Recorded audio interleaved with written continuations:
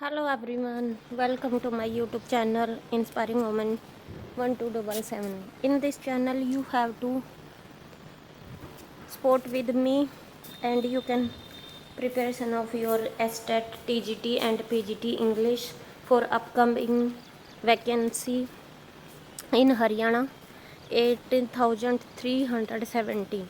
It's verified by the Financial Department of Center, क्योंकि ये हमारा जो हरियाणा के फाइनेंस डिपार्टमेंट है वहाँ से वेरीफाई हो चुकी हैं। तो अपकमिंग जो भी गवर्नमेंट आएगी वो हमारे यहाँ पे 1 साल या 2 साल में वैकेंसी है उसको देने की कोशिश करेगी। तो उसके लिए आपको अभी से रेडी होना पड़ेगा, क्योंकि जो 2024 का स्टेट का पेपर है वो क्लियर करोगे तभी तो आप नेक्स्ट स्क्रीनिंग पेपर में बैठ पाओगे।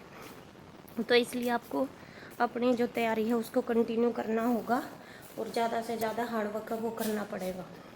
अगर मेरी वीडियो आपको पसंद आ रही है तो लाइक करना और शेयर करना, और मेरी जो लाइव मैं स्टडी करती हूँ प्लीज़ उसमें सपोर्ट करने की कोशिश करना, ठीक है। जो भी मेरे साथ बैठ करके पढ़ना चाहता है वो अपनी तैयारी को कंटिन्यू कर सकता है।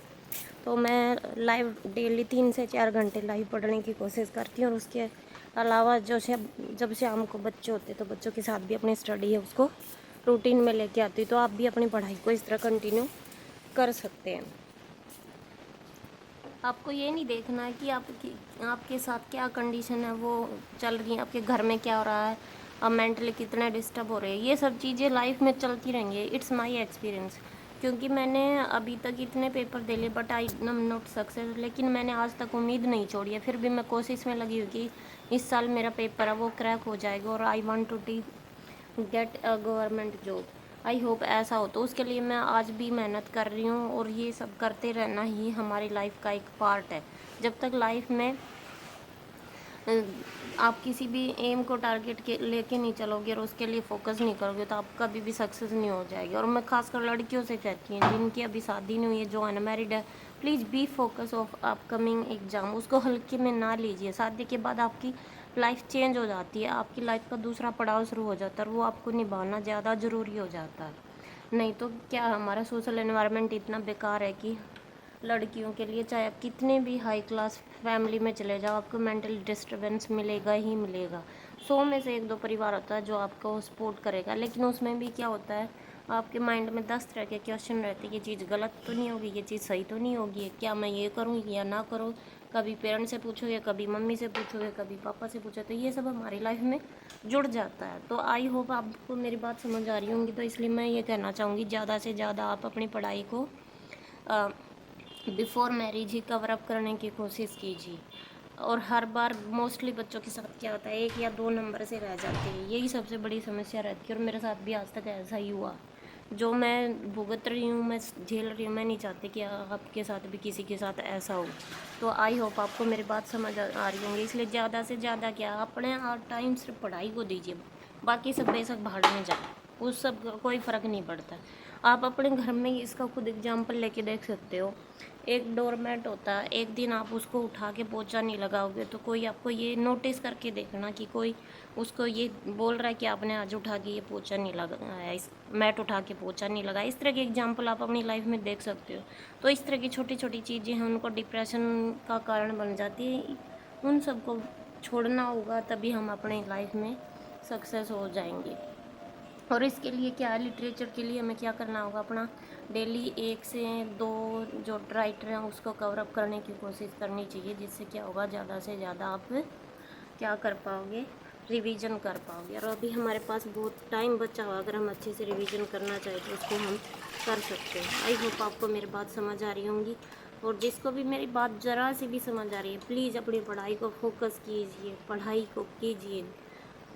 ये गवर्नमेंट के भरोसे मत रहिए कि हमें ये जॉब मिलेगी वो मिलेगी, लेकिन अगर आप मेहनत करते रहोगे तो एक दिन लिस्ट में नाम ज़रूर आएगा।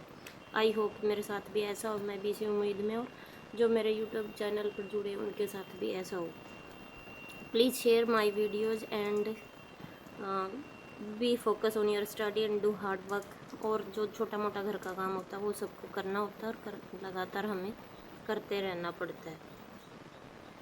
आई होप आपको मेरी बात समझ आएंगी। Thanks for watching and be continue to with me. और मैं साथ के साथ हमें क्या करना, अपने ग्रामर है उसको भी पूरा करना है, और ग्रामर का जितना भी पोर्शन है उसको प्रैक्टिस के ज़रिए ज़्यादा से ज़्यादा करने की कोशिश करनी है।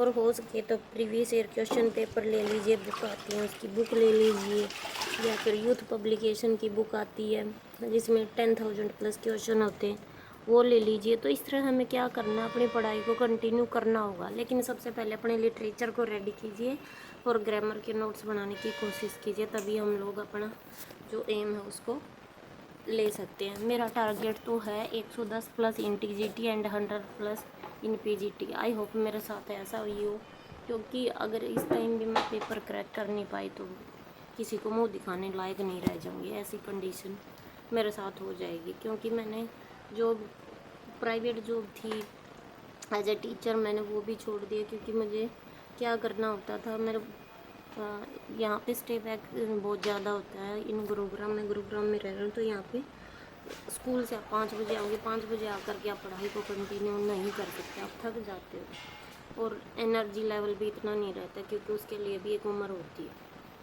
आई होप आपको मेरी बात समझ आई है। Thanks for watching.